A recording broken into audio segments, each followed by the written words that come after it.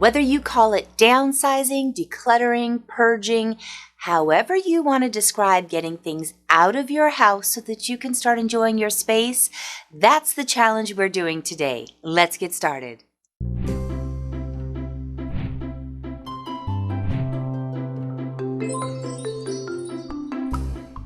Hello, welcome back. If you are brand new to my channel, welcome. I'm Noreen Burke. This is the Crafty Organizer. And on this channel, I love bringing you tips and suggestions on ways to get organized, declutter, do upcycling, DIYs, and anything crafty. A couple of years ago, I got to bring a 21 item purge challenge, and it was so much fun because I interacted constantly with all of the participants through my Facebook page. And for those of you who don't have Facebook or want to interact with it, I was also interacting through the YouTube comments. So let's go over some of the reasons why you should do this, how we're going to go about this challenge, and some amazing tips to make it even easier. I love garage sales. I'm super guilty of it. So my daughter and I went this weekend. I got some really fun things. She got some items as well. We just had a lovely day. If you watch my YouTube shorts, I got these tins and I was going to paint them. I thought the patina on them was beautiful. I was just going to lightly whitewash them. The inside is pretty beat up, so I was trying to get information. You guys, can this be true? $1,600? I honestly don't know too much about it, but I posted a poll on whether to paint them or not, and you guys gave a resounding don't paint them, but I'm not a fan of how they are. I love the vintage look of them, the ceramic handles, and I loved that it had hinges on the inside. So if you know anything about this, please, please, please. I know so many of you identified them as tea tins. One of them was marked Germany on the bottom, but I have to confess, it looked to me like something that was stamped on much later. But I'm just not finding a lot of information. So if you know, educate me on what these are. With the resounding don't paint them, I've decided I'm just going to leave them patinaed on a shelf as they are. But I have to confess, if they really are worth $1,600, your girl is selling them right away. So as I was bringing the things inside, I reminded myself of my 1 in, 1 out rule. And I'm going to be moving. I don't know when, but my kids are almost grown, so it's inevitable that I'm going to be moving. With this purge challenge, all you will need is 4 receptacles, whether those are boxes, bins, or bags. 1 for keep, 1 for things you'll store, items you'll donate or sell, things you'll throw out, and someone to support you. And if you don't have someone to support you, I am here to be your official cheerleader. Let's start with the first tip. Turn your hangers around. I have always suggested at the beginning of each season, grab the items for that season and turn them around. With the hangers facing the opposite direction, as you wear the items, go ahead and remove it. When you hang it back up, turn it the correct position. What this does at the end of the season is it lets you see the items that you wore and glaringly see the items that you did not wear. It's a great opportunity to look at those items and see why you didn't wear them. If it's something you don't like anymore, if it doesn't fit well, if it's not comfortable, if it has a stain, it makes it so much easier to get rid of it. Now, if this idea is new to you, right now, turn all of your hangers around. And this time next year, you'll be able to see what you've worn throughout the last 365 days, and you can easily decide to get rid of those items. Now, I understand sometimes there's those special item things that you only wear once or twice every few years, so let those stay. But if you're seeing a large chunk of clothing that you just don't wear, that makes it super easy for you to downsize. Another tip that I have is pick your favorites. Instead of going through and trying to decide what you don't want, choose your favorites first. Pick out those items that you absolutely love, or that are super comfortable, or that mean so much to you sentimentally.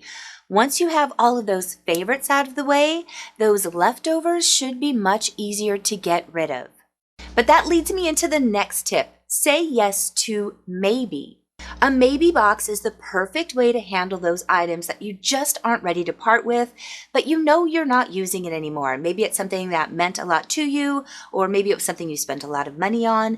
Let those items sit in a box. Go ahead and set them aside for a predetermined amount of time, whether it's a month, 6 months, or even a year. If you haven't thought of that item, if you haven't needed it, if you haven't been sad that it's not in your space anymore, when you revisit it, based on the date that you set, it will be easier to make that final decision to either let it go, or if when you open it, you go, oh, I still just can't do it, then maybe it's an item you just keep in a stored area and you know it's always there. But that maybe box gives you that grace to make the decision without having any guilt or fear of, oh no. This next tip is probably my favorite. Make it matter. Toiletries are one of those items that we all have an abundance of. We tried things, it didn't work, or we loved it, but we just aren't using it as much. Project Beauty Share is a company that takes these items, found a way to put them into individual bottles, and they redistribute it to people in need, specifically families, mothers. I love this program. So if you are going through your items, sit down at your couch, go through, separate them out. As you get a box of these items that you are not using anymore, go ahead and ship them ground off to this organization, and they will take them, sanitize them, and send them out to people who could really use them and definitely don't have the monetary means to get those items. By going through these items with that mindset that you are really going to be helping someone, it makes it that more meaningful to go through. So make it matter. Another company that does this, making it really matter for you, is Disabled Artists Foundation. Defy is their nickname. Go through your office, your arts, your craft items. Get those items that you are no longer using, send it to this organization. They create monthly packets and boxes of craft supplies for people. And if you are a crafter, you know how therapeutic this is. Make it matter and allow it to benefit someone else. My last tip is don't go solo. The greatest benefit of doing this challenge right now is you have a bunch of people that are doing the same thing. They're sharing the same struggles, the same joys, whether you're going through the Facebook page or the comments through YouTube. Share what you're going through. Is it hard? Was it easy? Are you super proud of yourself because you got through the 21 items in 5 minutes? If you're struggling because it's so hard to let those items go, share your struggles. Let us be your cheerleader. Let us give you tips and suggestions and encouragement. But by not doing it alone, you're with a community who understands what you're going through. And I am always so excited to see the progress that you made. The last time we got to do this, we had over 500 people participate. And it was so exciting for me to see the progress and people saying, I did it today, I'm going to repeat it tomorrow. So here's how it works. All you need to do is pick one area and pick 7 items. 7 items. You could do that so quickly. Set the timer, try and get through it in 10 minutes. When you're done with that, maybe later today, maybe tomorrow, set the timer for 10 minutes again. Pick your second area and choose those 7 items. I think you see where we're going. Later on that day or on another day very close by, pick that third area, set that timer, choose the next 7 items, and there you have 21 items. Now 21 items adds up so quickly, and in a space, if you're going through a kitchen drawer, cabinet, a closet, a bathroom, you can really start to make an impact. And if it's easy for you, you can repeat 21 items every day. If you're struggling, it's okay to only do those 21 items in 1 week or 1 month. You can set the pace, but having that specific number, the specific time, and the specific space really makes it easier. And to make it even more exciting, I'm going to be giving a prize away. One of my water bottles, this one is 3 years old and it is held up great. I have these for sale on my website, but I'm going to be giving one of these, maybe 2 if I get a great amount of participation, to one of you viewers. So all you have to do is comment, Facebook allows you to share pictures, which is exciting for us to see, but share what you're going through. As long as you're a participant and at the end you say, I did it, I will go through, pick all of those comments, put it into a random generator, and choose one or two of you to win.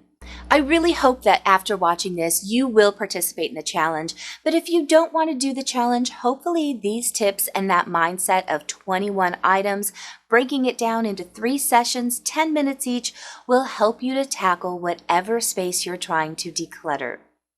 Thank you so much for watching today. As always, I can't make these videos without your support and the support of my patrons. They really give me that flexibility to film what I want, get items, upcycle them, and redo them. So patrons, thank you so much. Thank you to you. If you enjoyed this video, please click that like button. Hit subscribe if you haven't already. I will see you guys in just a few days with new content. Bye.